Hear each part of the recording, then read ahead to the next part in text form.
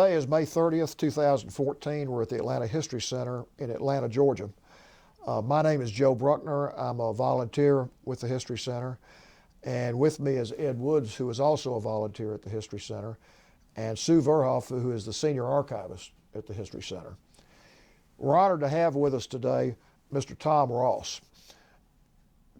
Mr. Ross is a veteran of the Vietnam War, and he's agreed to come share his story with us.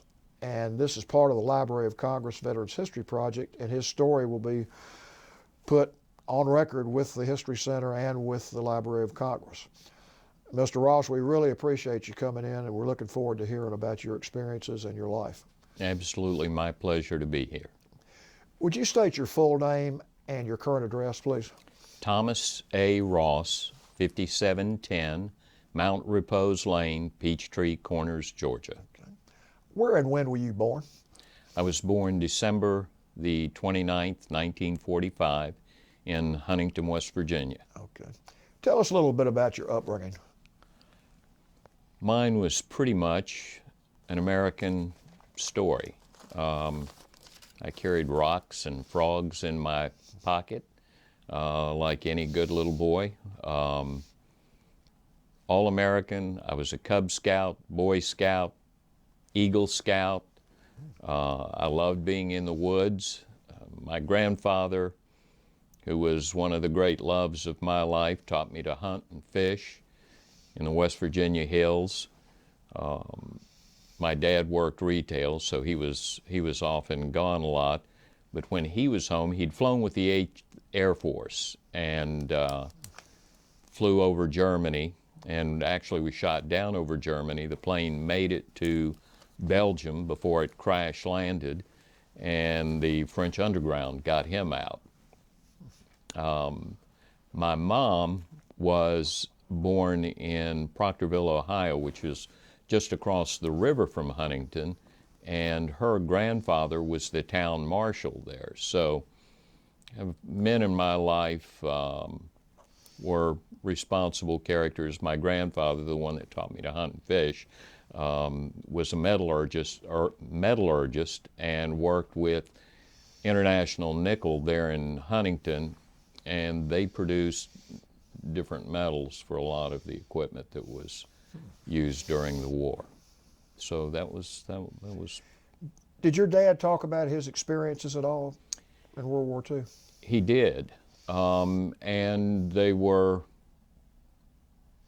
for a young person, interesting. The flights over Europe, how cold it was when they flew, being attacked by German fighter planes. I love those stories. In fact, one of my great memories as a boy, my dad was handy with wood, and he flew. Well, he and my mom had both attended Marshall University in Huntington, and my dad was a part of the flight program there. So he would carve B-17s. So that's what we'd do in the evening. We'd make B-17s. And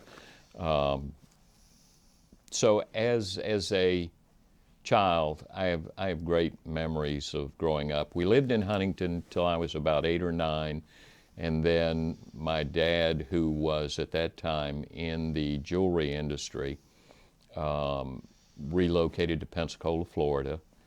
So we were at the home of naval flight, which was interesting. And I can remember prior to Vietnam, and I think a lot of people look for justification for the war. Why did we get involved?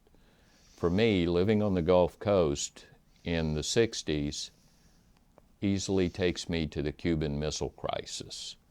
I can remember rocket batteries set up on a sugar white sand beach where they shouldn't have been. And that was 1962. And so it was only a few years later that I wound up enlisting to do Vietnam duty.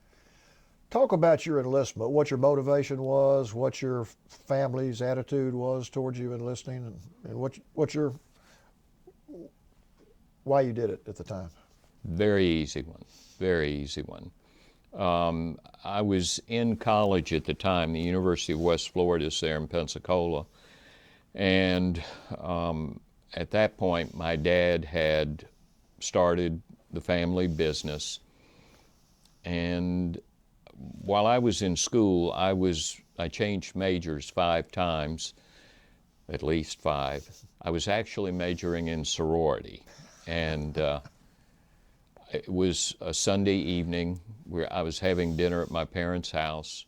The Friday evening before, we'd had a joint sorority fraternity party, and I was watching the evening news, and a report came on that showed 2 young Marines dragging another one out of the line of fire. It was incredible the way that affected me. It was as if I had been hit by a bolt of lightning or had a bucket of ice water dumped on me. All of a sudden, I was terribly embarrassed that I wasn't where those young men were. I instantly felt compelled to join the service, not just to join the service. I felt compelled to go to Vietnam. So the next day, I was at the enlistment office. I really wanted to fly, but without having completed a college degree at that point, nobody would talk to me but the Army. The options were I could go fixed wing or rotor, but I had to take a flight school test, and I had to pass physical exam. So I reported to the test area. I guess there were about 250 of us in the room that took the test. I think that test was given in Montgomery. And I believe about 12 of us passed the test. They loaded us the next morning into vans and took us to Fort Rucker, Alabama for a flight physical. I'll never forget that. It's the first time I'd ever had anybody put drops in my eyes, and I was instantly blinded and couldn't see for about 2 hours. And I think the doctor finally just wanted to get rid of me. I'd passed every other part. He said, go. I guess it was about a week later, I got a call from the recruiter. He said, you're in. We're planning to schedule a flight school date for you, and it's 90 days away.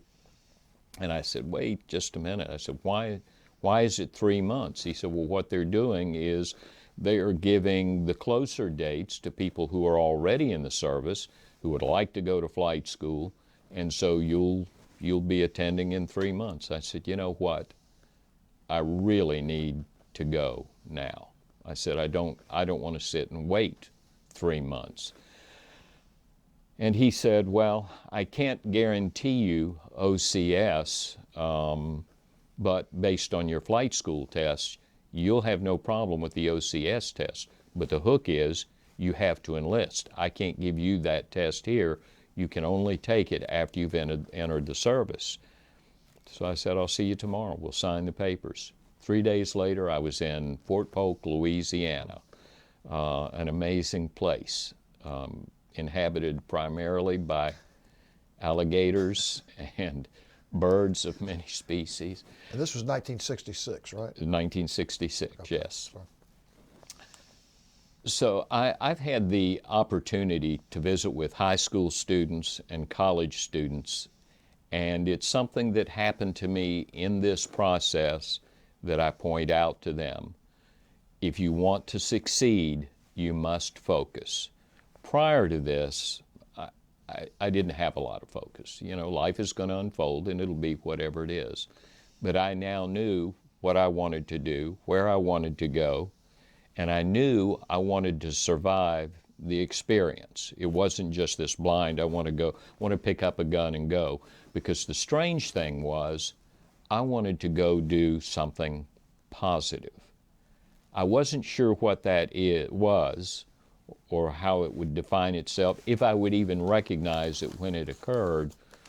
but I was going. So I did, took the OCS test 3 days after I arrived and passed, was given a date. Now at that time they were drafting, and so I had to go through basic training, infantry basic training. Infantry basic training was 8 weeks, and there were people in that class, because they were drafting, who already had college degrees. I think there were 2 guys with masters, and I think there was one with a PhD or some advanced degree.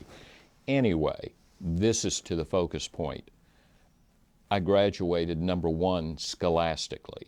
As a result of that, they sent me to a leadership school in California, Fort Ord. I graduated #1 in the class and as honor graduate.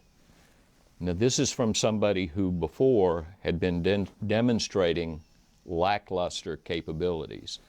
But as I said, I wanted to survive the experience, and so I paid attention. They sent me, after leadership school, they did in fact assign me to an AIT, Advanced Infantry Training Unit. I was there 2 weeks, and they sent me on to OCS. OCS was an experience. You received basic infantry training and leadership, so on and so forth. For me, I love the follow me idea, because for me, a leader, you don't lead from behind, you lead from out front, and out front was going to be where things were happening. Interesting that when you're in that situation, even though you know, and this is an experience that I'm guessing the 2 of you all may have had, it's always the other guy that you believe will die. It's not you. And actually that's probably a good thing, because I don't think you could do the job if every minute you thought you were going to die. Anyway, at OCS, you were to determine which branch of the service you wanted to serve in. And there was artillery and infantry and so on and so forth. Special Forces hadn't been around that long, but again, hoping to survive the experience, I thought, how do you do that? And you do that by being as well trained as you can be. And I thought, got to be these guys. So I applied. Well, actually, I went over, there was a recruiting office on Fort Benning. And I went over and talked to this old sergeant who looked as though he'd probably been in a couple Indian wars. Forget Korea or Vietnam or any place else. I mean, I expected to see arrows sticking out of him. I said, Sarge, I'm thinking about joining. And he said, I had on my OCS uniform, so he said, you're going to be a young lieutenant soon, aren't you? And I said, I am. He said, well, as a matter of fact, we're loaded with lieutenants. He said, we get people coming over here every day. He said, John Wayne just did a movie titled The Green Berets. And he said, everybody wants to be a Green Beret. I said, I'd like to be a Green Beret, but I'd rather survive Vietnam. And he looked at me, he said, I'll tell you what. He said, go ahead and take this application. He said, fill it out and bring it back over to me tomorrow.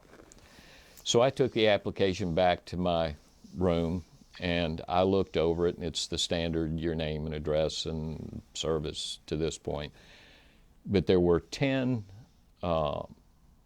listings of countries, if you were chosen, where would you choose to serve? It was all over the world. Italy was even on there. I love Italy. Number 10 was Vietnam, and then there were 2 empty blanks under that. I checked the Vietnam block and wrote Vietnam in the next 2, and I thought they're either going to think I'm a Section 8 and they'll direct me to a doctor nearby, or they'll think I'm very dedicated. And wasn't 10 days later, I received, it came in the mail, an acceptance for Special Forces training. So I graduated from OCS immediately. The next day, went across the street to jump school went through jump training because that was a requirement of Special Forces training. And 2 weeks after that, I was at Fort Bragg and began Special Forces training. Talk about that Special Forces training. And this was the early days of the Special Forces and what that was like. So different than it is now. Similar, but the difference is you had to know how to use a compass. Forget GPS, where now they pull out a GPS device and they can direct artillery to any point on the face of the earth. It was exceptional, it was in-depth, and it lasted for me a year. You do the standard mountain climbing, you climb rocks, and you go out. It doesn't make any difference what's happening weather-wise. If it's raining, if it's snowing, you're out there. And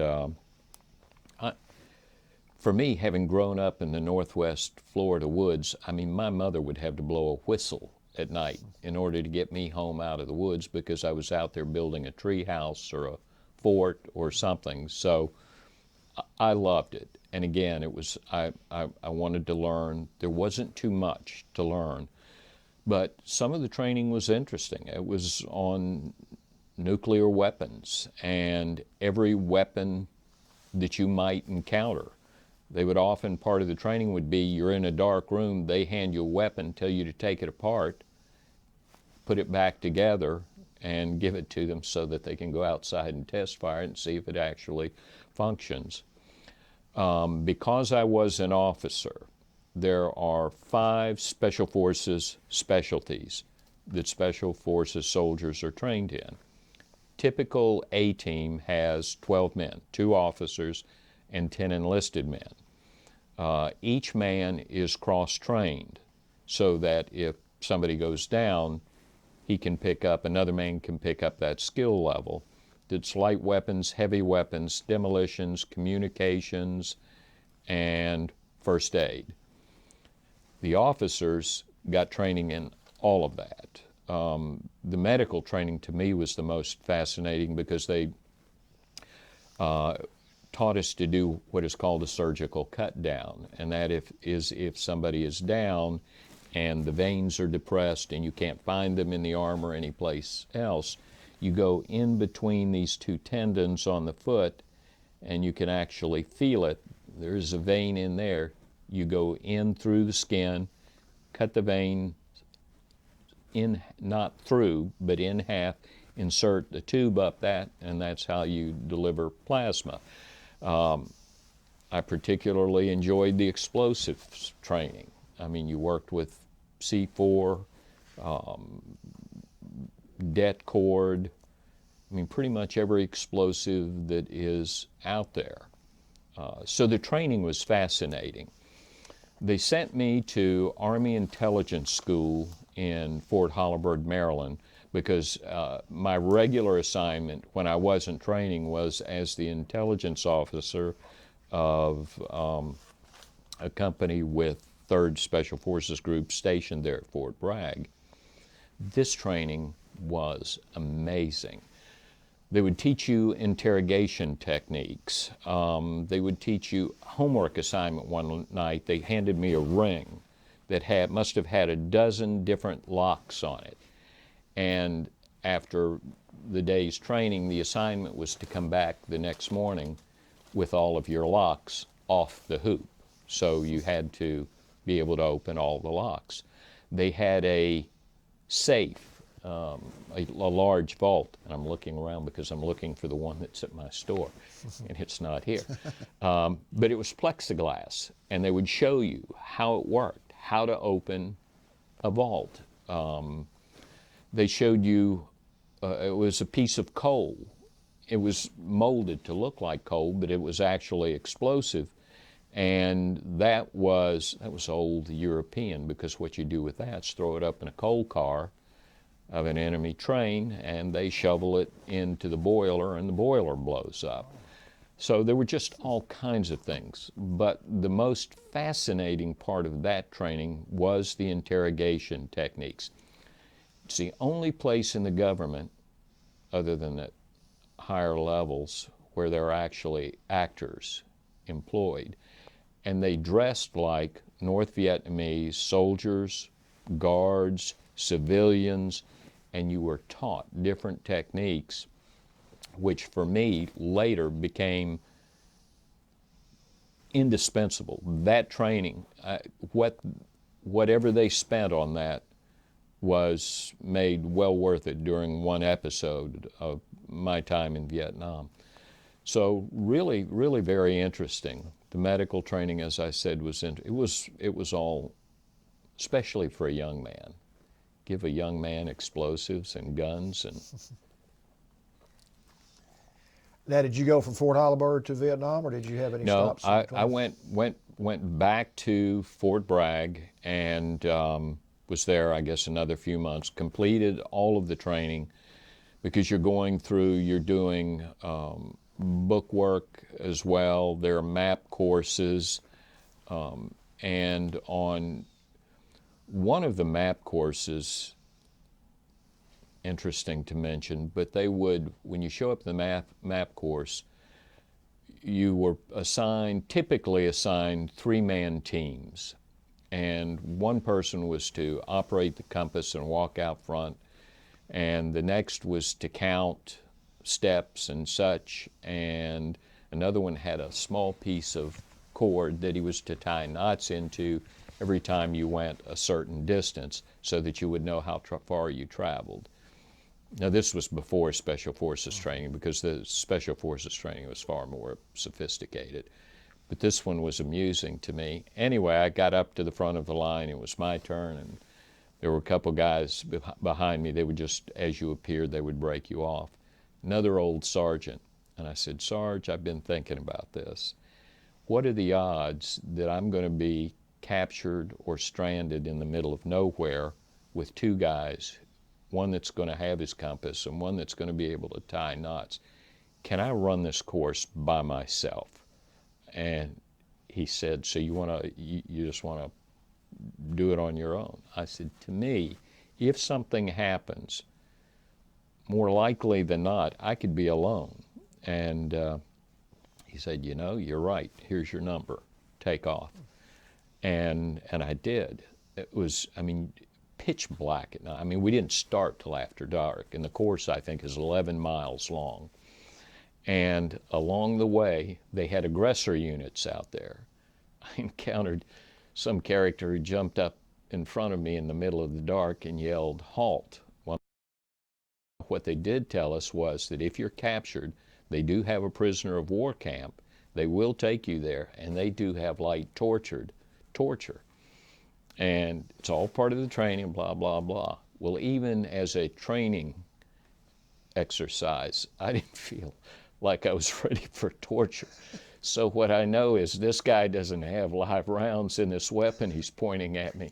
So I turned around and I headed off into the night. And I was running full speed, going through brush, briars, everything. Finally, I just stopped and dropped down. And he knew that I'd stopped running, so he did too, but he was pretty good ways behind me. Well, he kept walking, and he said, "I know where you are. I know you're out there. I can see you." And I thought, well, if you see me, you're going to come stick that in my ear. And so I knew he didn't know where I was. Well, about that time, another group of 3 walked. They walked so close to me, I could have reached out and touched them. And they walked right past me and right into this guy. And he started firing his blank gun, and they're running and screaming and everything. But just an interesting episode that from that, then you get to the Special Forces level where you are taught to escape and evade as if your life depended on it, which it did back in the other training. But when you're out there as a Special Forces advisor, it's very, very different atmosphere. So from there, I got my assignment to go. Well, was ordered to the 5th Group in Vietnam, but didn't have my assignment. Didn't know what I'd be doing until I got there. And it was interesting flying into the country. I saw this on the sheet. It was one of the questions. What were your thoughts as you flew in? And flying in, I mean, it looked like you were flying into any other country. In my head, I had imagined something from one of the old John Wayne movies, a dark, very foreboding atmosphere. And it wasn't that at all. It's beautiful. The sand around, I flew into Cameron Bay. It reminded me a lot of my home in Pensacola. And I was there a day or two and then helicoptered to Nha Trang. And it was that flight along the coast that we flew over water that looked like it could be in Jamaica or the Bahamas. Absolutely gorgeous, crystal clear. You could see coral heads. And it just not at all what I had imagined. I mean, it was lush, it was green, it was beautiful. And we landed at the Nha Trang airstrip, and I went into the radio room and asked if they would let somebody at 5th Group know I was there. And when I sat, I had my duffel bag. I turned it over and sat down on it, waiting for my ride, and looking around. Everything just, it smelled different. I mean, it was Asian food. You could hear Vietnamese soldiers, officers directing men to work in what was now a very foreign language. So now, this place that I'd wanted to get to, I was there. And so it ran through my head, are you really ready to be here? And is this really where you want to be? So I reflected over the last couple years of training. And in the end, I thought, I can't be better prepared than I am. And yes, this is where I want to be. And I mean, that alone was very comforting to me, that I had that level of comfort with my training. And quite frankly, they had done a very good job. I don't know what I would have changed. So Jeep showed up to take me to 5th Group headquarters, and we are on the way.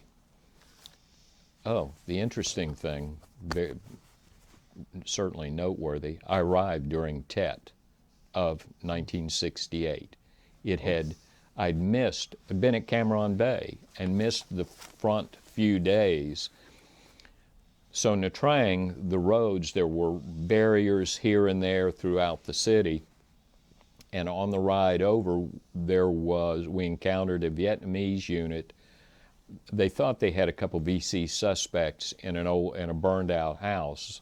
And so the road was blocked, and we pulled up and stopped. Well, they started firing into the house, and when they did, the bullets started ricocheting, and now they're hitting all around us in the Jeep. And I told the young driver who had his M16 next to him in the Jeep, I said, let's get out of here.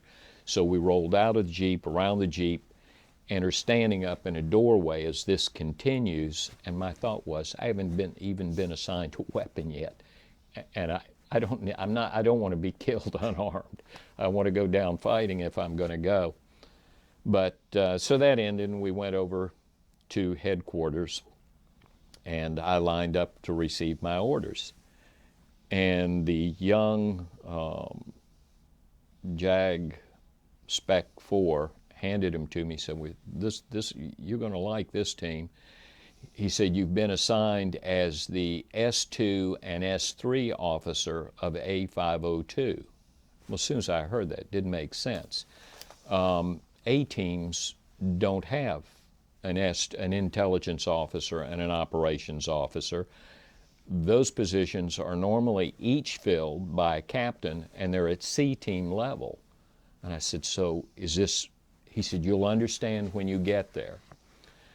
And what I came to understand was that A-502, where I'd been assigned, was the largest Special Forces A team ever to exist. At our height during 1968, we had 55 men. And normally, as I said, an A team has 12 men. A-502 had at least 5 or 6 outposts and was responsible for the defense of Nha Trang City and the northern approach to Cam Ranh Bay. Nha Trang City was where 5th Special Forces Group headquarters were. Now you stop and think about that. 55 men are assigned to defend, forget 2 cities, 1 city. Well, we had indigenous troops that were assigned to us. And I think at 502 we had 3,000. But CIDG is Irregular Defense Group, which means the guy off the street, the farmer out of the field. So I knew immediately it was going to be an interesting year, which it was. It was a year for which I would take nothing. I wouldn't trade that experience. I met such incredible men and women during that year in Vietnam that it is one of the reasons I was prompted to write the book later. Well, within 3 days, forget 3 days, my first night at A-502, because we were still sorting out Tet and what exactly had happened and what it meant to the United States, I was assigned to Buddha Hill with one of the units. Buddha Hill was in near Nha Trang and overlooked the city, so it was a great observation point. It was a point that the enemy had held for a time, and it was called Buddha Hill because there was a giant statue of Buddha atop this little knoll, and it was white and was probably 50 or 60 feet high. When it got dark that evening, everything changed. It looked to me like a Hollywood set for a movie. It was a beautiful night in Vietnam. The sky was crystal clear, so when the sun started to set, you'd see the oranges and reds and blues and purples, and these reflected off that big white statue. It was amazing. Nha Trang sits right on the South China Sea, so there was a gentle breeze off the South China Sea, but otherwise it was still, and there was this gong from a Buddhist temple somewhere, gong, and it would echo across the valley. It was amazing. I mean, I hadn't been there one day, and I thought this, certainly every day can't be like this. But as the night wore on, then the North Vietnamese units that were still in and around, the VCs started moving around, and you could hear gunfire here, you could hear gunfire over there, the sound of a mortar, illumination flares, which gave an eerie orange glow to the night. I mean, shadows as these things moved. You could imagine, you could see enemy soldiers marching up the hill. Your imagination played many tricks on you. So it was a great night of learning. And one of the team sergeants, I wasn't up there by myself, another young officer who had arrived with me and 2 seasoned team members. But we broke up and placed ourselves at different points on the hill. And during the night, one of these old sergeants wandered over and he said, "You hear that? Those are AK-47s. That's an enemy unit." You could tell by the distinct crack of these weapons who had what, who was firing AKs, who had carbines, which was typically the Vietnamese, M16s, so there had to be some Americans involved. And that night took a very long time to pass. as I laid my position, and I'd look down the hill, and you can look too hard and you will see things move. But so that's a night, my first night in Vietnam was a sensory extravaganza. After that night, everything tended to level out and become as routine as being in a Special Forces role can become. 3 days later, the team, which is normally commanded by a captain, this one was commanded by a major because of the number of people. And he came and grabbed me. He said, "Lieutenant Ross," he said, "we're going out on a mission. Grab your gear. I want you to observe this one." Because now I am this team's, they hadn't had an operations or intelligence officer prior to this. They had an intelligence sergeant and an operations sergeant. But the major wanted to grow the team. He wanted more area, more responsibility. And so he was growing the team. So we mount this helicopter, and I guess there were probably about 6. So there was 1 or 2 platoons of soldiers, and we began out over the Vietnamese countryside. And I had a map, so I'm keeping track. Okay, here's the camp. And so I'm tracing this as we move out. And then something interesting began to happen. We started crossing over our path.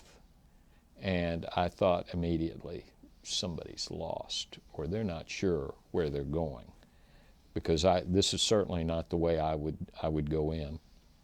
That happened for a short while. The major's sitting next to me. He's not saying anything to me. He's just on the radio back and forth with the pilot and the other helicopters. And all of a sudden, he becomes extremely angry and very vocal and yells, "Take us back to camp." We landed back to camp, and I jumped down. I said, "We got lost, didn't we?" He said, "We sure did." He said, "Don't put his finger in my face. Don't ever let this happen to you." Well, that's all I had to hear.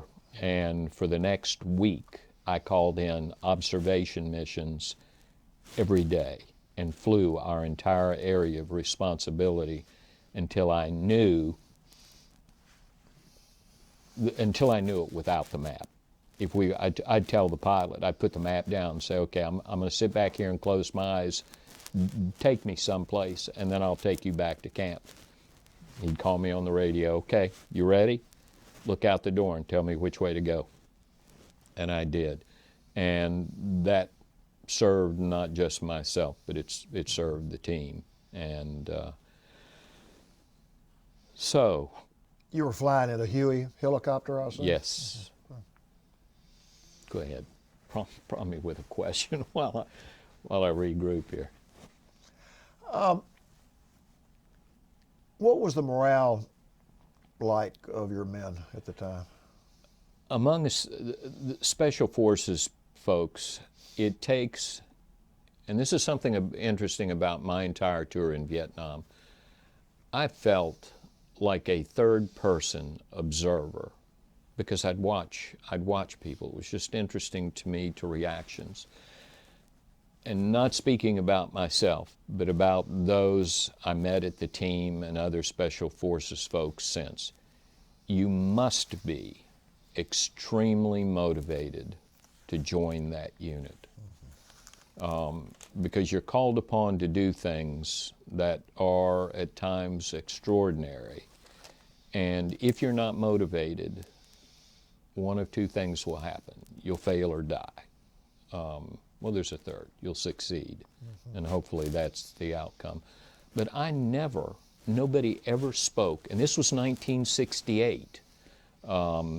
It was the year Martin Luther King was killed, Bobby Kennedy was killed, the Democratic National Convention. All these horrible things were occurring, but these men only looked forward. Morale was exceptional. There was just no talk. What's our mission? And if our mission is to defend these cities, to kill enemy soldiers, that's what they were going to do. And to that end, every night somebody was assigned to ambush duty. And typically 2 Americans would accompany Vietnamese units as advisors. And we probably had anywhere from 6 to 12, 15 men out on ambush, not counting those who were at remote outposts. And those were typically manned by 2 or 3 Americans with a unit of Vietnamese.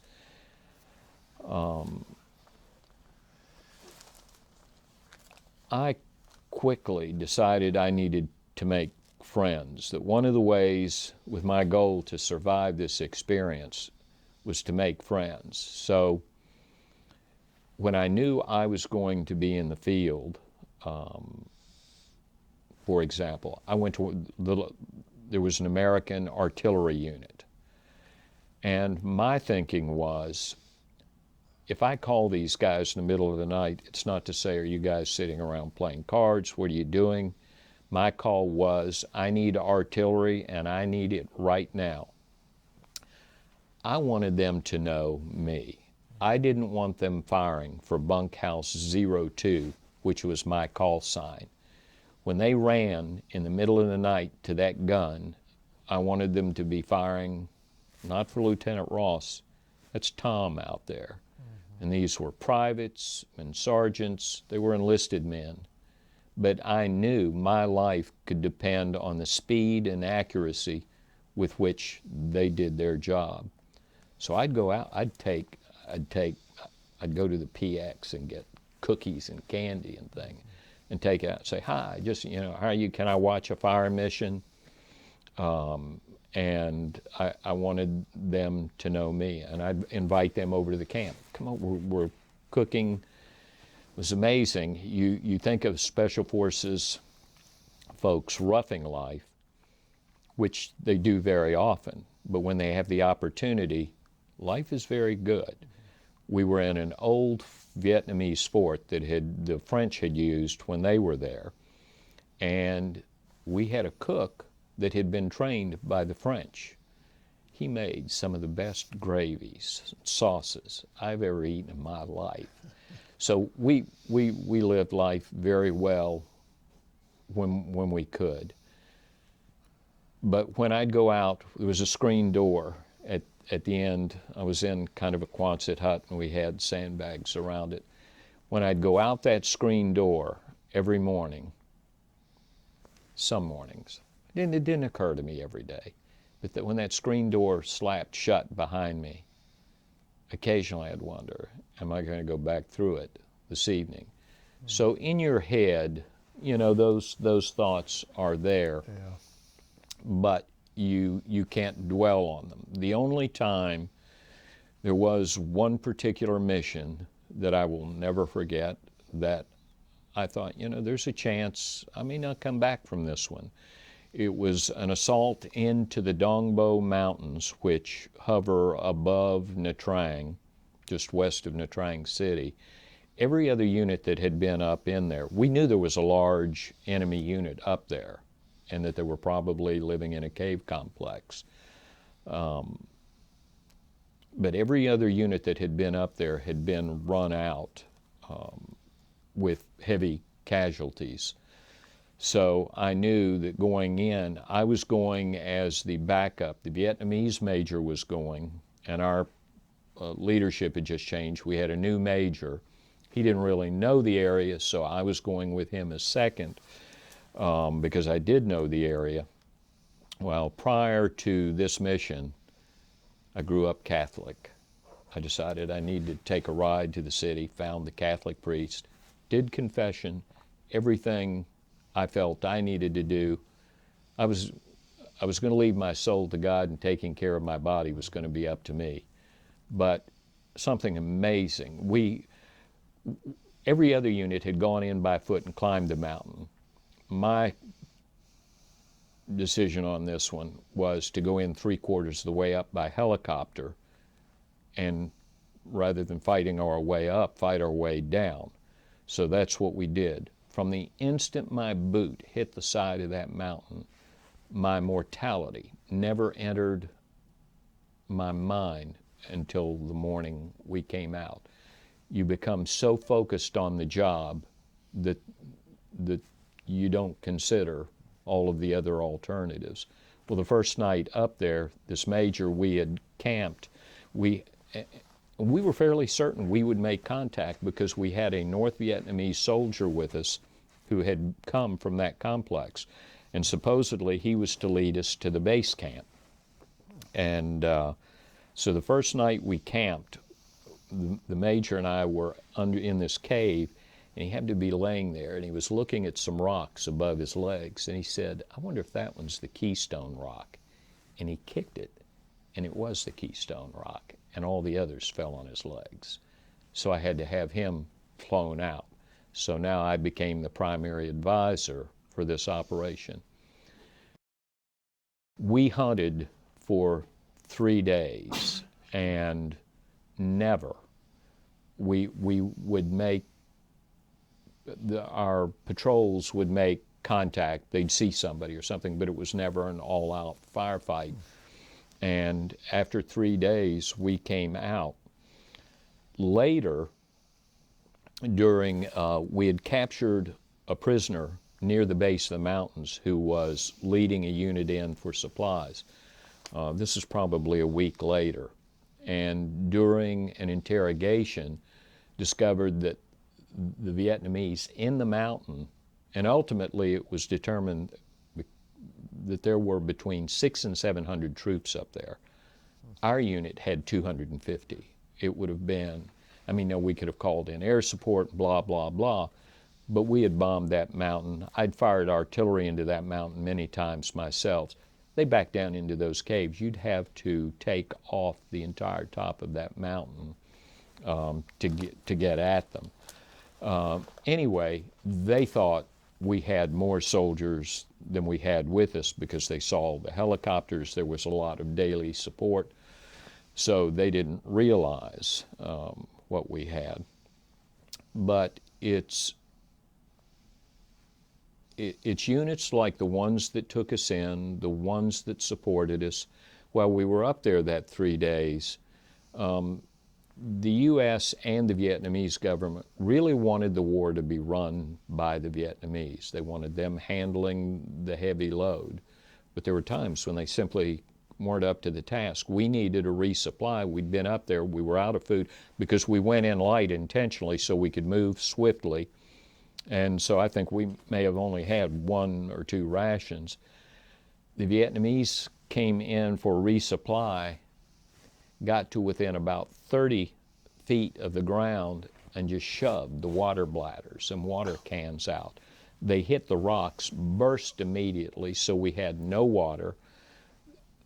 Sardine cans, and when the sardine cans hit, there was just enough pressure on them that there were sardines all over the top of this. It was an absurd sight.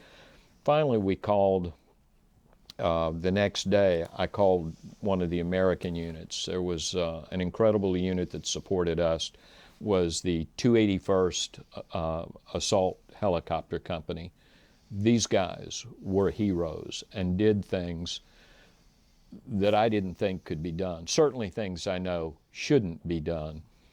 For our water resupply, we needed to clear an area for them to get in, so we took explosives and literally blew a hole in the jungle.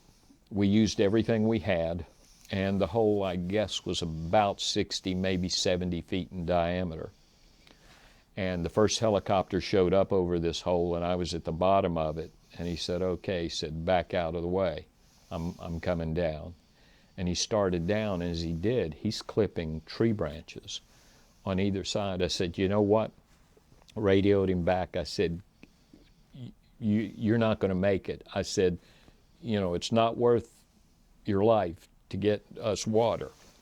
And he said, no, just give me another try. And I watched as this guy brought this helicopter down inside that hole. Now, when we'd blown the trees, they had fallen. It wasn't flat land. Not only did he make it down in, he had to hover across a huge tree that was down, but it was long enough that we had several soldiers who had gotten sick because during the night, without water, they had decided they were going to make coffee out of urine, and they drank it and became instantly ill. So we put them on the chopper, unloaded the water, he took off, and the next guy showed up. I think there were 3 of them that came down inside that hole, and had they varied 3 feet, I would have been witness as that Huey tore itself apart. These are the kinds of things I witnessed that you don't hear about. Yeah. It's the story about killing babies or burning villages and blah, blah. And certainly those things happen. My Lai is a perfect example, horrible example. Unfortunately, horrible things happen during war. But there were so many good things. The artillery people who fired, they defended us.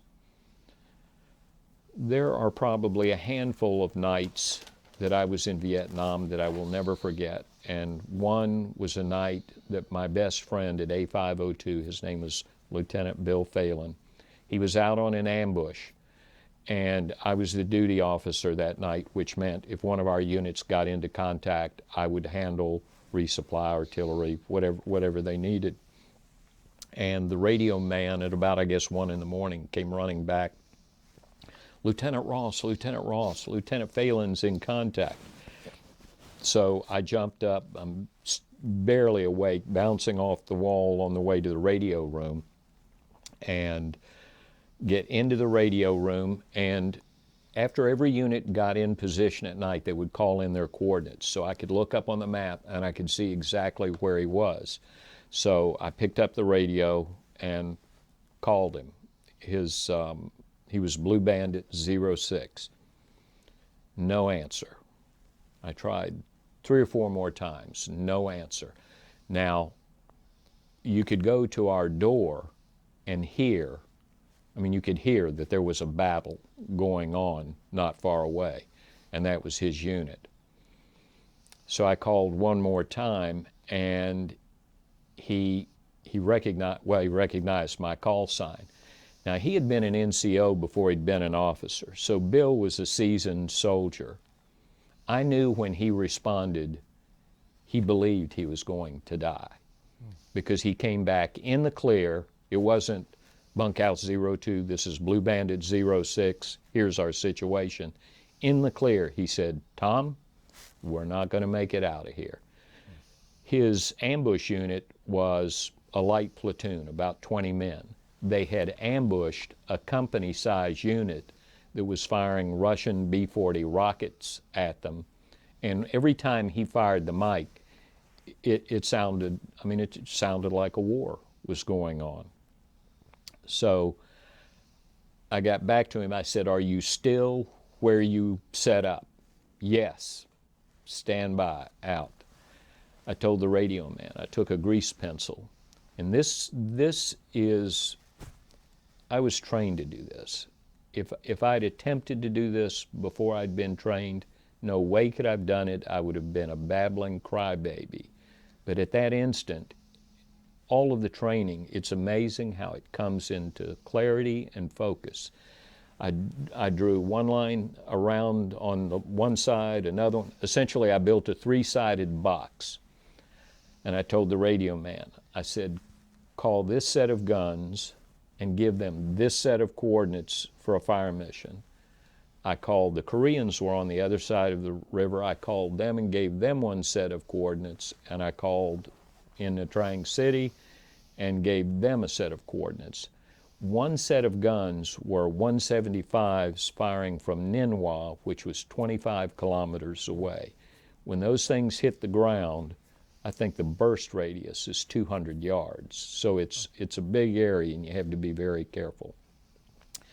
Each of those units, as we called in, would ask, do you want first round smoke? Because you always fire a smoke round, and I may be telling you gentlemen something you already know. Now this is important because this is going to be watched by a lot of people down through the years. So Well, so you fire a smoke round to make sure that if you're firing in the wrong place, you're not firing high explosive first and kill the friendly troops. So there was no time. The radio man, because I could hear them ask him, you want first round smoke, because there was a speaker with the radio. I said, no, high explosives, first round, stand by. All three sets of guns asked the same question. We gave the same. I called Bill back. I said, we're just talking like you and I are talking now. Forget call signs and military. It's like we're on a telephone. I said, Bill, I've got three sets of guns ready to fire. And he starts yelling, fire them. I said, Bill, there's no smoke. Fire them. I said, when it hits the ground, start running, I forget which direction, I think it was north, and give me a mark every time you clear 200 yards. So I knew that as we shifted, at least the biggest shells are going to be far enough away. And I said, are you ready? And he's yelling, fire, fire, fire. So I picked up two of the mics. I told the radio man, command, and we yelled, fire, fire, fire. In seconds, you could hear this stuff on its way. And when it started hitting the ground, I mean, we could feel it. It was like an earthquake. My first thought I'd never witnessed that much ordnance hitting the ground. I thought, surely I've just killed my best friend. And so I knew that he understood that he was to be up and running when that first set hit the ground. So now it was waiting. I was waiting to hear his sign that he had covered 200. Can I tell you, it seemed like it was an hour. It was probably 60 seconds that came the radio message, mark, mark, mark. So we adjusted the fire and then changed it into a line of fire, and I followed him. I told him run into the village that was just north of him. He knew where that was. And I followed that fire, or moved the fire, till he was in the village. Unfortunately, I thought the last set that I'd fired had gone into the village. And I knew these people because as a part of knowing the area was knowing the people. I thought the more people who know me, I'm going to be able to get information. So I knew not only the families, I knew the kids in these villages. And this, in my mind, could turn out to be one of these terrible stories you see on the news. And I had a FAC, forward air controller from the Air Force, a colonel, Colonel Bear, who had been overhead helping me do this intelligently. And he said, 02, I think that last set went into the village. And I didn't sleep all that night. I sat up. I went back, laid in my bunk, tried to sleep. When he left that night, he said, I'll be back at first daylight. I'll let you know. Well, long before daylight, I was standing outside looking over that direction, and I could hear the radio start to crackle. And it was his call sign. So I went in. And I said, so what have you found out? He said, well, I just took off. I'm not there yet. But it was only a matter of minutes for him to get on site. And he said, okay. He said, I see where it all started. He said, it looks like craters on the moon. And he's following.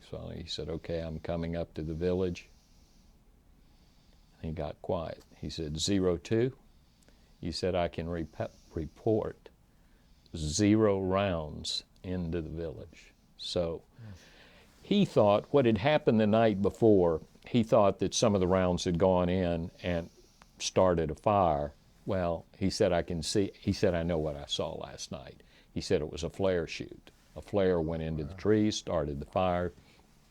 So the emotions that you can go through in any war situation certainly tear at your insides. Did the team that you were supporting by artillery all survive? every last one of them. Wow. It was amazing. In fact, that morning, Bill stayed in the village until it was daylight, and we sent trucks out to pick them up. And so when they rolled into the camp, they were coming around slow enough that I could jump up on the running board of the truck. And I said, "So you made it?" And he said, "Yeah, I did." Wow. And he said that was some pretty good shooting. But other than that, I mean, there was nothing. There was no, "Oh my God, you know." It was just that was, he did his job, I did mine, and which so many people did over there. Wow. Are we okay? Oh, we're fine. Okay. We're fine. So those are some of the heavy moments. There were light moments, and one of the best ones, I didn't realize that there were so many. I've not thought about this because I wanted whatever we did here today to be spontaneous, but I'd been in country about 3 months, and as I said, we'd built a little kitchen with tables, and I'd even rigged a pull cord that you pull the cord and it would ring a bell in the kitchen, and Pop, the old cook, would come out and, what do you need, and so on and so forth. Anyway, I was working on an operation, and I believe it was the one that took us into the mountains. So I was really focused on it, sitting there at the table, and because we were very close to Nha Trang City, we would receive visitors, senators, dignitaries of every description, and I heard them say, "We'll seat you next to Lieutenant Ross." So somebody sat down, and so I put my pencil down and picked up a tea pitcher that was there and started pouring my tea. And as I did, I glanced over to my left, and there was probably one of the prettiest little blue-eyed blondes I had ever seen in my life. I hadn't seen an American woman in 3 months. Yeah. It was so out of context. I'm trying to think, what is this about? And she said to me, she spoke first, she said, "It's full." I said, "Excuse me?" She said, "Your glass, it's full." I had poured tea. It was all over the table and running off the table. But these were Red Cross gals. Oh, okay. They had to have a college degree to join this unit, and they would visit forward bases. They visited forward fire bases that were active, unarmed. Truly amazing to me, and extremely generous, and there is nothing that will lift the heart of a soldier, and tired soldiers and dedicated soldiers, more than a visit from an American female. Yeah. And there were, I guess, 3 or 4 of them there that day, and they went all around the camp. We talked to, I took her around and introduced them to people all over the camp. And there was another woman, because at Vietnam it's not like it is now. I have 3 daughters. It would not upset me if one, and there are 2 who would do it in a heartbeat, wanted to slip down into the seat of an F-15 and take to the air to defend her country. Mm-hmm. Why can she not defend her country, but the neighbor boy can defend his country? Yeah. So anyway, well, I'll talk about the other one in a minute. Now, the mission you just described, was that the Valley of the Taggers? No. That was not. That's coming now. Okay. Okay. So one day I'm out riding around between outposts, visiting just, what's going on, what do we need, so on and so forth. And I got a call that from an outpost we called the rock pile, basically, because that's pretty much all it was, that 3 VC had turned themselves in, and they didn't know what to do with them. I said, "I'll be right there." Oh, no, they wanted to turn themselves and their unit in, was the way the message read. So I thought, this is incredible. We got a enemy unit's going to turn itself in. So we got out there, and as soon as I saw the 3 VC, they weren't actually VC at all. They were Montagnard villagers. And Montagnard villagers to me looked very Polynesian. They were beautiful people, big round eyes, dark complected skin, just handsome and beautiful people. But it's 3 men, and so I happened to have my radio man and bodyguard was a Montagnard. So I find out what the story is here. So he said they had been working in a field. They were actually prisoners of the VC from far out west. We had, one of the Allied units had dropped Chuhoi passes, was what they were called, but they were dropped during the Second World War as well. Turn yourself in, you'll be very well treated, blah, blah, blah. And so these gentlemen found these and thought, okay, here's how we get help for our village. We'll turn ourselves in. So what they wanted us to do was come get their village, bring everybody out, because what the North Vietnamese, this turned out to be a main resupply unit where the village was to the mountain complex that housed the 600 to 700 troops, which were more than a legend. Later on, the Koreans went into this complex with 3,000 soldiers. They ringed the mountain and went from the bottom to the top, and there were 0 prisoners. They killed 700 enemy soldiers in this complex. So they even had a finance division. They had a hospital in this mountain complex. That's how sophisticated, primitive location maybe, but very sophisticated setup and extremely well operated. Anyway, so this Montagnard village, they would use them as pack animals to help carry supplies to the mountain complex. They had them grow corn for food along the way. And so the story unfolded that this guy, the village elder's name was Mung Quang.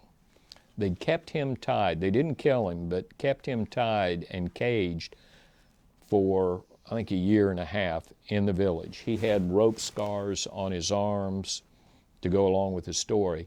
And he finally convinced them that, okay, fine, I'm going to play your game. I'd like to work in the fields again. So they told him, fine, we'll let you out. Work in the fields. You must check in 2 days. Come back in, let us know you're here, or we will kill your family, because the families were kept right there in the village. So his story to me was, if I'm not back tomorrow morning, they'll kill my family. It had taken them 2 days to walk to where we were, and that's what he'd done. He immediately bolted. There was no way on the ground that we could get back to where his village was, and at that point, I had no clue where his village was. When I said, asked the interpreter, where's the village? Hoping for some description. It's in a mountain with a hook curve, and we'd know exactly where it was. He pointed out over the jungle and said, it's out there. And so determining where out there was goes back to the interrogation training. I mean, they would tell you, ask basic questions. Did you walk towards the rising sun? Did you walk away from it? Did you do this? Did you do that? And so for about the next hour, we went through that kind of questioning. And I had a pretty good idea where it was, but I knew it was going to be, there was no way we could be there by the next morning. The only way we could get there would be by helicopter. It was extremely mountainous, but based on the description, there were these cornfields that they grew the crops for the North Vietnamese. I thought, we can use those for our LZ. But it was outside of my artillery, or my area of operation. And so the helicopter unit, the 281st that was assigned to A-502 as a support unit, I couldn't order them to go. They tell me to take a hike. So once I had enough information that I felt we could act on it, we got in the Jeep and drove back to camp. This occurred at about 11 o'clock in the morning. It was about noontime when I got back. And the first thing I thought we'd need was a ride. So I called the 281st and started describing our need. And I could tell immediately I was talking to a radio man. And he said, "Can you hold on just a minute?" And I said, "Yes." And then there was another voice. And it turned out to be the commander of this unit. And he said, "So this is a rescue mission, right?" I said, "Yes, it is." And I said, "Maybe 100 people, I don't know, it's an entire village." He said, "I don't need to know more." He said, "Tell me where to be and at what time." It's people like that, again, that you don't hear about. And in 1968, nobody cared that a small group of Americans are going to risk their lives for some mountain people. Anyway, the next morning, they were there, we took off, and as the mist lifted off the jungle, we hit it, and we hit it pretty hard. They rolled in with gunships, also Hueys, but they were armed with miniguns, 20-millimeter cannons, and 50 calibers. I told them, I said, "I'll mark the location." And so as we were flying out, we're looking for these cornfields because we knew that would identify the mountain, the complex, and everything. Finally, we saw them. And so I was on the lead ship, and I told the pilot, I said, "Let's go in and mark it with smoke and then let them tear it up." And that's what we did. But this little mountain villager, now as we took off, he's hanging out the door with me, and I'm pointing to different places. I pointed to the rock pile where he had come in. And so he was an intelligent man. May have been primitive, but bright enough, and his family was out there. He was going to get us there, and he did. So that day we brought out, I guess, 82 people. And that first day I had the Vietnamese camp commander on board, and he didn't want to land. So now I'm forced to direct this from overhead rather than being on the ground. And so we thought we had everybody. So around 4 in the afternoon, we took off and back to camp, unloaded. They unloaded them, and I took him. I was so excited, couldn't wait for him to see his family. We got in and we went through all the people. We got to the end of the area where we were holding them, and they weren't there. He collapsed before me like a bowl of jelly, crying, sobbing. They weren't there. I thought, how can this be? I mean, we got everybody that was there. Evidently, some of the families didn't come in, because another key part of this mission was I knew that we were going to go in. I knew that we were going to assault. And I thought, we're going to scare these people to death. They're going to have no idea why we're there. So after I secured the 281st for the ride, I called the Air Force. They had a PSYOPs division that I knew about. And I asked them if they had a speaker plane. Yes, we do. And I said, "Can you do a tape for me?" And they said, "Yes, we can." So I loaded Mong into the Jeep. We drove into the city. And as we were going in, I wrote a script that he would speak. And it was, "This is Mong Quang. This is Mong Quang. I'm here with help. Go to the cornfield on the high hill." And I hoped that that was going to be enough description that they would know where to go. Recorded this. An Air Force pilot, I told him, I said, "I need them to hear this." It was a triple canopy jungle. If you were down in it, you couldn't see an airplane unless you were out on one of these cornfields. You would have thought this guy was part of an old barnstorming troop, because he had one of these O2s, push-pull, and he would roll. He couldn't have been 10 or 15 feet above tree level, and he would follow the contour. I mean, he'd disappear. I thought he'd crash. I kept waiting to see the smoke or leaves or something, and he'd come straight up in the air out of it. So just amazing. I mean, you talk back to the question about what was the morale. These people, and then we're talking about every branch of military service. So we got, I mean, so what do? We don't have this family. I told them, we're going back. The 281st hadn't landed, and I'm on the radio, "Get this guy back." He said, "You want us there the next morning?" My concern was, and it's strange how sometimes you don't fear for your own safety, but my concern was taking these people who were following me, because we got away with it.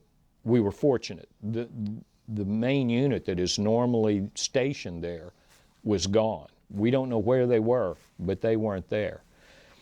Anyway, now 5th Group Headquarters is getting wind. I got a call that afternoon. We hear there's some kind of rescue going on. What's going on? And so I told them, and immediately, I mean, the CO, 5th Special Forces Group commander in Vietnam, says, this is stuff we've got to get back to the States.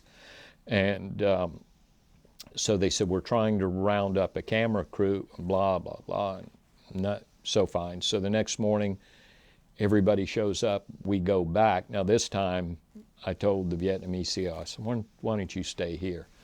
And he was a courageous man. It's just, for whatever reason that day, he didn't want to go in. I landed where we had landed, or actually put troops in where we had landed the day before. I landed on another hilltop and then swept over towards the old LZ. And on our way, I mean, this is like stuff you see in war books. We crossed this one creek, and I mean, it was clear and cold, but when I came up on the other side, I had leeches. I mean, you talk about disgusting, all over me. So I sat and pulled the leeches off, and then we got back up into the jungle. As we're going up the trail, your body prepares you to survive. And this was, to me, also something that was very interesting. There would be times when I'd be walking along a trail, and the hair on the, now that I talk about it, the hair on the back of my neck's going up. But the hair on the back of my neck would stand up. And as soon as it did, I would snap the safety on my weapon off, because I knew that something, it wasn't in consciousness, but somewhere, one of my senses, either sight or hearing, smell, something was up.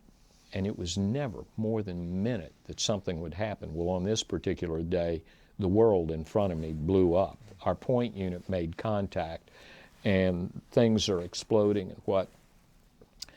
And so I started running forward. I always stationed myself when we were on patrol about 5 to 10 men back, because if you enter what's called a killing zone, if somebody's going to ambush you, it's typically the people in the first part of the unit that are going to be killed, and my job was to survive. Every advisor's job was to survive that initial contact, so that you could call in air support or artillery support, whatever. That's why you were there. Anyway, as I find myself rushing forward, I mean, it's amazing how time will stand still. If you've ever been in a car accident, it's like everything's happening in slow motion. And it's because your brain is trying to take all of this in and sort it out. So the Vietnamese, we were on an incline where water was coming down. It was a slippery trail, and they're trying to get down and back, and I'm trying to get forward. And as I'm going forward in all of this, there's enough time to think, have the thought, you're going the wrong way. You should be going the other way with them. But it is what you're trained to do. So we made it up the trail. We found we were in the main village. Nobody was there, but we destroyed caches of enemy supplies and weapons, moved on to the LZ, and as we're going up, we came out of the jungle onto this cornfield. There is a huge rock, and there was a woman with 2 children sitting there. And I reached over and I grabbed him by the back of his shirt and I pulled Mang Quang over. I did my arm like that. And he looked back at me, and there was this instant smile on his face. So I knew we'd found his family. So that day, I think we got 60. A week later, we had to go back because there were still other families. Ultimately, we brought out 160 people. And on that third day, when I went out to the LZ, our LZ, the Camp LZ, I noticed the public information for 5th Special Forces getting off the front helicopter. I said, what are you doing? This is not a Hollywood shoot. He said, go look on the front chopper. And it was filled with media. And a CBS camera crew was on board, a female from, I forget which paper she wrote for. And so they were going to cover the operation that day. The female, I told her, I said, you have to, Sue will love this one. I said, you have to stay here. I can't take you out there. She said, what do you mean you can't take me out there? She said, I'm a reporter just like them. I said, I'm concerned for your safety. Now, these guys are all standing around listening for this. She's very bright and very quick. She said, so you're not worried about their safety? I said, well, yes, I'm worried about their safety. But I said, look, I grew up in the South. We treat women like ladies and da-da-da. She took a stance, stomped her foot down. She said, Lieutenant, I'm no Southern belle. I said, well, that may be, but you got to stay. Everybody on the helicopters. I told her, I said, you know, we've got so many people up here. You can go start covering the story ahead of these guys, talk to the villagers. I'll give you an interpreter block. So last I saw her, she was walking off. I jumped on the front chopper and told them, let's go. So we get out to the LZ, I land, and we get enough people in that it's secure. I said, bring the press chopper in. When it came in, I flipped my collar up, turned my back, and it lifts off to go over my head, and when I turned around, there she stood. So I went up, and I said, I can call that chopper back in, and I will put you on it. She said, are you? I said, if you'll stay by this rock. And she stayed. So ultimately, this story was told on the morning news, the afternoon news, and the evening news with Walter Cronkite. Wow. And I only recently noticed, as they're showing part of this, you can see her standing there. It's a tall brunette with short chopped hair.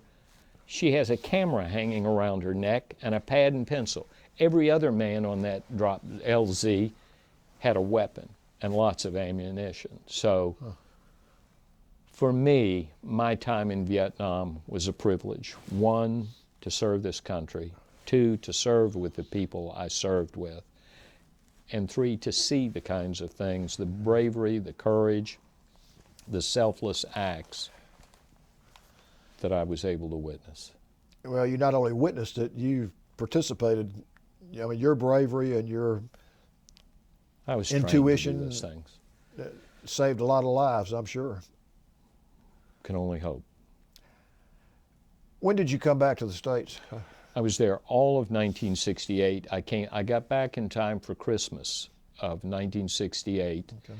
And my parents, my mother once called me in Vietnam. She hadn't heard from me in a couple weeks, called the Red Cross. I was at one of our river camps. I mean, and the parents of people who go to serve, you know, have their own level of courage. Anyway, she called the Red Cross, told them she hadn't heard from me in 2 weeks. So she got as far as Saigon. Some Red Cross worker in Saigon called on a landline at the camp, and one of the camp soldiers said, your mother's on the phone. Here I am. I'm on the other side of the world. I'm a Green Beret, and my mother wants to talk to me. I went to the phone. It wasn't my mother, but it was this Red Cross guy. He said, look, he said, I told her I couldn't put her through to the camp, but are you okay? I said, yes. And he said, well, your mother hasn't received a letter in 2 weeks. I said, tell my mother that I've been on a 2-week long-range patrol and that I am okay. So that was the kind of mom I had. Yeah. And so she wanted to have a parade for me when I got home in Pensacola, and she would have had. She had hired, she said, I've already arranged there was a place called Rosie O'Grady's Bar in Pensacola, and she was going to have that Dixieland band. So consequently, I told my parents I would be home 2 weeks later than I actually got home. So when the plane landed in Birmingham, I called home, and she answered. And I said, you got a place for a tired soldier to lay down? And it was, oh my God, where are you?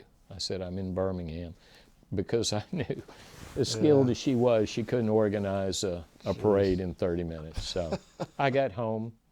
I was part of the family business for about 13 years, collected a handful of college degrees, and felt the need to play in the corporate world. Was recruited to 2 of the largest jewelry companies in the world. Then, after I'd played the corporate game, decided, to refound the family business here in Atlanta, and And that's what I did.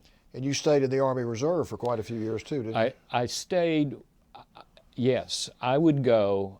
I didn't stay for the retirement. I wanted to be available in case there was a national emergency. And because of my training. I mean, I knew the job. I knew how to do it. I liked doing it.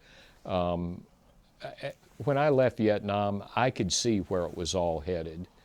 And at that point, soldiers were starting to become disillusioned. We weren't going to be allowed to win that war. And we weren't going to be allowed to do the things that we needed to do to win that war. It's like fighting in your neighborhood where your neighbors can run into your yard, punch you in the nose, and then run them back across the property line, and you can't chase them unless you sneak across. So anyway, it's been, since Vietnam, a very different life. People who know me, because I don't talk about it unless somehow it comes up. I did the book. I felt compelled as well to do the book because when I came back, I couldn't believe when I was told that Americans were spitting on the uniforms of American soldiers. To me, it was a thought I couldn't grasp. And so I sat down within 2 weeks of returning and wrote the first few chapters and the entire outline for the book, and then waited 20-some years to publish it because this country wasn't ready for a positive story about service in Vietnam. Have you completed the book? The book was out in 2004, and it's called Privileges of War. Well, I definitely want to read that. Well, go out and get one. I've got it in the car for you. One for you, too. And one for you, Sue.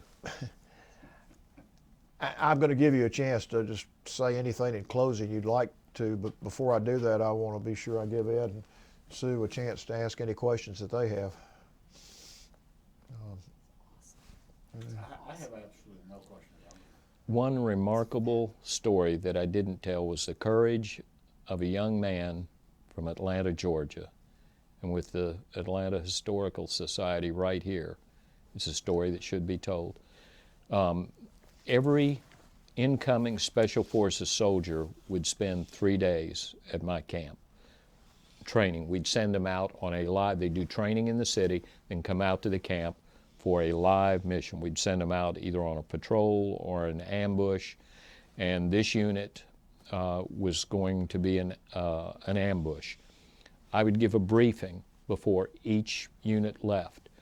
As a part of that briefing, there were things I would caution them to do, especially new incoming troops would have this gung-ho spirit, especially Special Forces people who a portion of John Wayne lived inside. And I would tell them there's, among other things, but the key thing is you're going on a night ambush. You'll be with the other Vietnamese soldiers. Do not trigger the ambush unless you have no other option. Because if you're laying on ambush and an enemy unit is approaching, now I'm going to put you on the enemy soldier's side of this scenario. If you're walking into an ambush and somebody shoots at you, there's going to be a muzzle flash. It's going to look like a flash camera.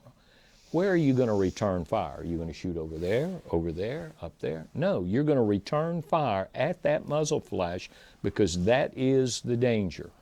So that's why you don't do it. Fine. Everybody got it. Well, this one particular soldier was a red-haired young guy. And after the meeting, I went over, he was putting on camouflage. Turns out his name is Dale Reich, graduated from Grady, was the captain of the Grady High School football team. And he was putting on his camouflage. And in my head, he's getting ready for the game. Put the smudge, it's like what football players did. And so we talked. I said, you got everything? Yep, absolutely, And we talked a little more about home, and we were both from the South. And he went out that night. It's another one of these 1 o'clock in the morning scenarios. The radio man came and woke me up. Lieutenant Ross, the new unit is in contact. Got on the radio and asked for a status report and got the report that there were so many Vietnamese killed, a couple wounded. one American, KI-8. I couldn't let that sit. And I knew that the medic who was with him was also a new guy, so I was hoping maybe he can't find the pulse. Called for a medevac to go get him. They said, is your unit still in contact? I said, yes, it is. He said, we can't go as long as they're in contact. I said, what if I have him moved to a more secure location? He said, we're not going to know, exactly how to find blah, blah, blah. I said, what if I go with you and show you? And this is again where I was talking to a radio man. All of a sudden there's a silence, new voice. It's the pilot who would fly the mission. He said, so you can he said, if I come out there, you can take me somewhere I'm not going to get shot at while I go in to bring out your man. I said, absolutely. He said, go get on your pad. We'll be there in 10 minutes. They came, picked me up. We went out. As soon as they put him on the chopper, as soon as I touched him, I knew he was gone. He was already cold, not a mark on him. I looked everywhere for the wound, but what had happened, people next to him told me, another company-size unit came in on them. The point came right through a stand of brush and were there. He saw them, stood up, opened fire. He was laying in the prone position, shot him in the mouth, went the length of his body, and killed him instantly. His memorial, there is a memorial behind what used to be First Union Bank downtown. It's at Peachtree and 10th, I think.